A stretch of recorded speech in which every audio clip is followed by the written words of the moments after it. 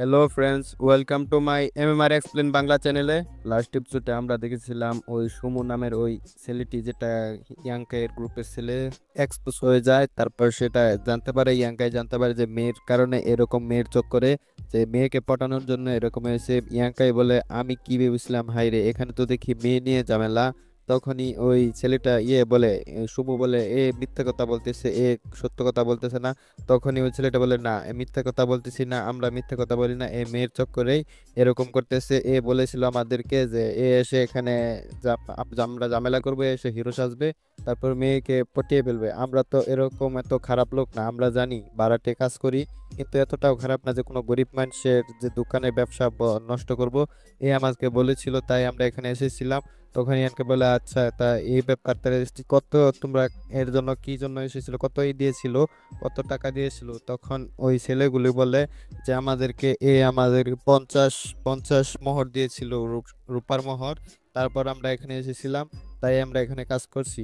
তো তখন ইয়ানকাই বলে, ও আচ্ছা, এটা তো অনেক। তখনই এই দোকানদার আঙ্কেল মানে বলতে থাকে, কি, এ তো অনেক খারাপ ছেলে, এ তো এত বড় খারাপ কাম করলো আমাদেরকে ঠকানোর জন্য, এত বড় আজিজিল। এর থেকে তো ইয়াংকাই ভালো। তুই এই দেখ, তোর থেকে তো ইয়াংকাই ভালো। আমরা তো ভেবেছিলাম হাই হেভেন প্যাভিলিয়নের ছেলেরা অনেক ভালো, এটা তো অনেক মহান গ্রুপ, তোরা হাই হেভেন প্যাভিলিয়নের সম্মান নষ্ট করতেছিস। এরকম করে আশপাশের লোকেরা বলতে থাকে, হ্যাঁ আচ্ছা, আমরা তো ভেবেছিলাম এ তো অনেক হিরো সাজতেছে। মেয়েরা বলতেছে, একে তো ভেবেছিলাম হিরো, যে ভালো মানুষ, এখানে এসে সবাইকে ই করতেছে, বাঁচাইতেছে। এ তো দেখি এখানে এসে ই করতেছে, ঝামেলা করতেছে। তখনই ওই ছেলেটা মনে মনে ভাবতে থাকে, তুই এখানে এসে ইয়াংকাইকে মনে ভাবতে থাকে, তুই এসে আমাকে এখানে এক্সপোজ করেছিস, তোকে আমি ছাড়বো না। তখন ওই ছেলেটি আমাদের ইয়ানকাইকে জিজ্ঞেস করে, ব্রাদার্স তুমি কে? তখন ইয়ানকাই বলে, কি, তুই আমাকে চিনতে পারছিস না? একটু চিন্তা করে দেখ ভাই, চিন্তা করে দেখ, আমাকে চিনতে পারিস নাকি? তখন বলে, কে তোকে আমি চিনতে পারতেছি না, কিন্তু তুই চিন্তা করিস না, আমি যে কোনো ভাবেই তোকে তোর নাম জেনেই নেব। তখন ইয়ানকে বলে, আচ্ছা, যা যা, তুই আমাকে চিনি নিস, দেখি র কি করিনিস, তুই তো আমাকে এখনো চিনতেই পারতেছিস না, তুই আমাকে কি করতে হবে? তখন আশপাশের মানুষ বলে, আচ্ছা, এই তো চলে গেল, কি হবে? তখনই ওই আঙ্কেলটি ইয়ানকাই বলে, ইয়ানকাই, তোমাকে অনেক ধন্যবাদ, তুমি না থাকলে আজকে কি জানি হতো, তোমার কারণে আজকে আমি বেঁচে গেছি, তুমি আমাকে আজকে বাঁচিয়ে দিয়েছো, তাই তোমাকে অনেক ধন্যবাদ। তখন ইয়ানকাই বলে, না, কিছু কোনো ধন্যবাদ বলার দরকার নাই, আমার সামনে এরকম দুর্ঘটনা ঘটে যাবে, আমি কি কিছু করব না? তাই আমি এরকম কাজ করেছি, তো এরপর থেকে সাবধানে থাকবেন, এরকম যাতে আর না হয়। তখনই ওই ছেলেটি বলে, হ্যাঁ, ওটা কিন্তু অনেক শক্তিশালী, অনেক ভালো পদের তখনই তুমি ওপেন করে দিয়েছো, ও কিন্তু তোমার কাছ থেকে প্রতিশোধ নেওয়ার চেষ্টা করবো, তাই তুমি সাবধানে থাকো। তারপর তুই ইয়ানকে বলে, আচ্ছা ঠিক আছে। তখন ইয়ানকে ওই দোকানদারের থেকে তার চাউল নিয়ে বের হয়ে চলে আসে বাড়িতে। বাড়িতে এসে বলে, আচ্ছা, আমি তো ভেবেছিলাম ওই রাস্তায় ওই ছেলেটি সুমো আমার উপর অ্যাটাক করবে, কিন্তু এ তো অ্যাটাক করে নাই। আমি তো রাস্তা দিয়ে সবচেয়ে চলে এসেছি, এর একটা আইন আছে, তাই আমার উপর অ্যাটাক করতে পারবে না। আমার কাছে একটা নিয়ম অনুযায়ী কেউ কারোর উপর অ্যাটাক করতে পারবে না, স্যাক থেকে বের হলে তাকে মারতে পারবে না। যদি কেউকে মারে দেয়, তাহলে এটা স্যাক্ট জেনে গেলে পরবর্তী তাকে অনেক বড় সাজা দিবে। তাই কেউ কাউকে স্যাক্টের থেকে বের হলে মারতে পারবে না। কিন্তু আমার উপর সে তো প্রতিশোধ নিতেই চাবে, কিন্তু আমার উপর প্রতিশোধ নেওয়ার জন্য তার আর একটা রাস্তা আছে। তার জন্য হলো আমাকে তাকে চ্যালেঞ্জ করতে হবে, বা সে আমাকে চ্যালেঞ্জ করবে। সে যদি চ্যালেঞ্জ করে, তারপরে সে আমাকে অনেক মারতে পারবে, মন মতনে মারতে পারবে, ইচ্ছা মতনে, তখন আমি কিছুই করতে পারবো না। তার মার খাওয়ার হাত থেকে বাঁচার জন্য আমাকে কিছু করতে হবে, তার জন্য আমাকে অনেক স্ট্রং হতে হবে, সেটা আমাকে অনেক তাড়াতাড়ি করতে হবে। কিন্তু এটা তো করার জন্য আমি কি করব? আমি তো শুধু সেই বুকের মাধ্যমে শুধু আধা ঘন্টা আমি সকালে ট্রেনিং করতে পারবি, তারপরে আমি ট্রেনিং হতে শক্তিশালী হতে পারি। সেই জন্য আমাকে আরো এক্সট্রা ট্রেনিং করতে হবে। তাই সে ইয়াংকাই চলে যায় ট্রেনিং করতে। সে ট্রেনিং করতে থাকে অনেক, ধুমুস ধামুস ঠুস ঠুস, হেই হু ফিস ফিস, কিন্তু সে বলে, এটা কিছুই হচ্ছে না। আমি সকালে যে ট্রেনিং করি আধা ঘন্টা, তার তুলনায় এটা কিছুই না। সেটার কারণে আমার মনে হচ্ছে এটা তো পিকা পিকা, সেটা তো অনেক মহান ট্রেনিং মনে হচ্ছে, এটা তো একেবারেই কিছুই না। হ্যাঁ হ্যাঁ, কি ভাই, কি করব? এরকম করতেছিল। সে ভাবতেছিল, আমাকে কিভাবে যেভাবে হোক স্ট্রং হতে হবে, এর মাধ্যমে তো আমি স্ট্রং হতে পারবো না। তার জন্য আমি কিভাবে কি করি? সেজন্য বলে, আচ্ছা ঠিক আছে, এর জন্য আমি আবার দেখতে পারি বুকটাকে, তারপরে আমি বুঝতে পারবো সেজন্য কি। তারপরে সে হাত মুখ ধুয়ে নেয়, হাত মুখ ধুয়ে মাথা, হাত মুখ সব মুছে নেয়। তারপরে শুয়ে শুয়ে ভাবতে থাকে, এখন কি করি? তাই সে মনে মনে বাবার পরে বলে, আচ্ছা, বুকটাকে ডেকে নেই। বুকটাকে ডাকে। বুকটাকে ডাকার পর তারপরে বুকটাকে খুলে খুলে প্রথম বলে বলে যে প্রথম পাতায় তো ছিল, স্কেলিটনটা ছিল। পাতা সেই স্কেলিটনটি আমার শরীরে ঢুকেছে।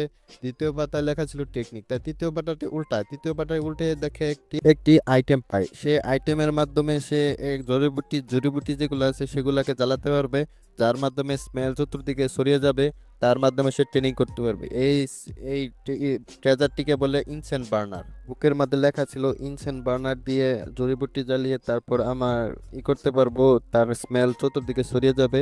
আর এই ইনসেন্ট বার্নারটিকে জ্বালানোর জন্য 2টি জড়িবুটির প্রয়োজন হয়, বিশেষ জড়িবুটি।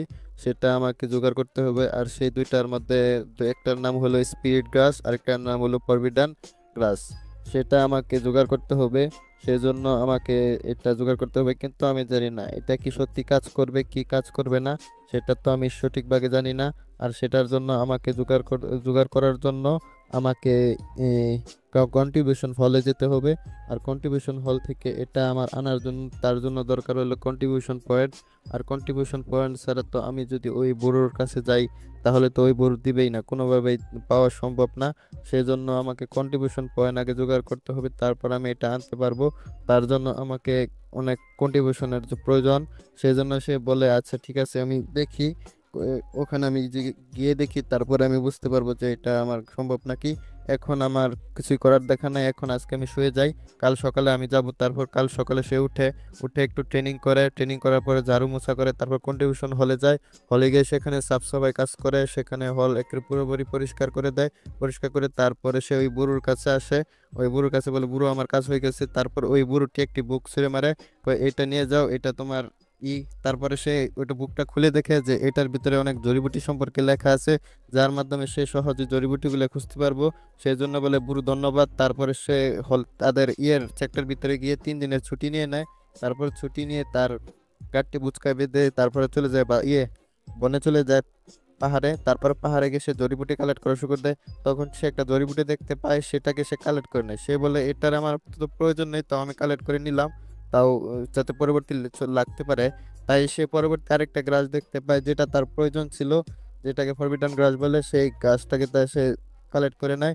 তখনই সে একটা কোরালের মতো বের করে কালেক্ট করার পর সে বলে এটাকে আমার ভালোভাবে কালেক্ট করবে। তখন বলে সে আমাকে খিদে পেয়েছে, এখন কিছু খেয়ে নেই, তারপরে বিশ্রাম করে নেব, তারপরে আমি আবার এই গ্রাসটি বা আমার জড়িবুটি জোগাড় করতে থাকবো। তখন সে খেতে থাকে, খেয়ে বলে একটু রাইস বলি বেশি পরিমাণে খেয়ে নেই। এই বলে সে সকালে উঠে ট্রেনিং করে সে ওই বলতে থাকে যে আমি তো ওই স্পিরিট গাছ কখন থেকে খুঁজতেছি, স্পিরিচুয়াল ফ্লাওয়ারটি তো আমি এখনো পাচ্ছি না। স্পিরিচুয়াল ফ্লাওয়ারটি বাদ দিলাম, কিন্তু আমার তো প্রচুর ক্ষুধা পেয়েছে, আমি একদিনের খাবার নিয়ে এসেছিলাম, এখন তো আমাকে কিছু খেতে হবে। সেজন্য আমি খাবার খেতে পারবো কোথায়? খাবার না খেলে তো আমি খিদায় মারা যাব। জড়িবুটি তো আমি এমনি পেয়ে যাব, যে কোনো হানে খোঁজার পরে তো আমি পেয়ে যাব, যে কোনো ভাবে পাওয়া সম্ভব হবে। এখন না ভাই, কিছুক্ষণ পরে হলেও আমি পেয়ে যাব।